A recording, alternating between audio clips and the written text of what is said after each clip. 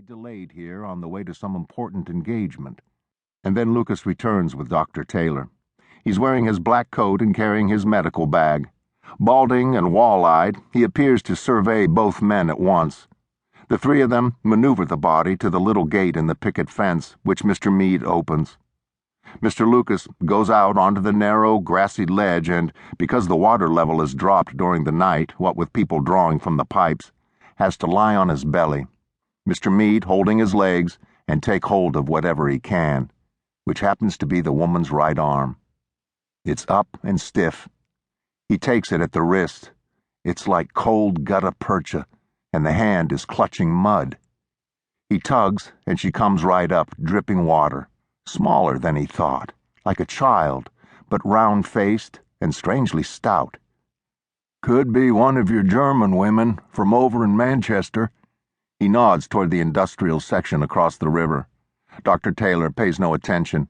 He's feeling for a pulse, examining her eyes, pushing at her skin, unbuttoning her coat. Mr. Meade isn't looking at the girl at all, but Mr. Lucas can't take his eyes away from her. She looks like a perfect little doll, and now he wishes he had found her and could take her home with him. What an odd thought to have, he tells himself. "Why would she come all the way over here to do herself in," he says, "when the river's right there?" "Mr. Meade," Dr. Taylor says, "would you mind lifting her head just so?" But Mr. Meade cannot seem to make himself touch the girl, and so Mr. Lucas obliges. It's not every day, he tells himself, that a dead girl washes up in your very own reservoir. And now, as sure as anything, they'll be wanting him to drain it out, but as for himself, he doesn't see how a girl like this could unpurify the water. He wouldn't mind drinking it himself, not at all. He's on the verge of telling this to Dr. Taylor when Dr. Taylor slaps her between the shoulder blades and water trickles from the corner of her mouth. Mr. Lucas keeps her head off the ground as if she were a sick child, and he's reluctant to let go when Dr. Taylor turns her onto her back again.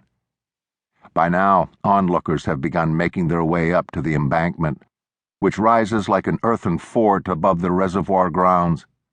It's a pleasant Saturday morning in Richmond, with a hint of spring in the air, and news of something going on at the reservoir spreads abroad like pollen. Here comes Detective Wren, his greatcoat unbuttoned and flapping as he lumbers at an angle up the embankment, then pauses to get his bearings. In his mid-30s, he is large, bulldog jowly, sideburned and pink-faced, with a divot in his chin. He gives the impression of worldliness, gaining respect by appearing to know what others have just discovered. Mr. Meade fills him in and points out the footprints. "Has anybody else walked up here?" Mr. Wren thunders, moving toward the footprints.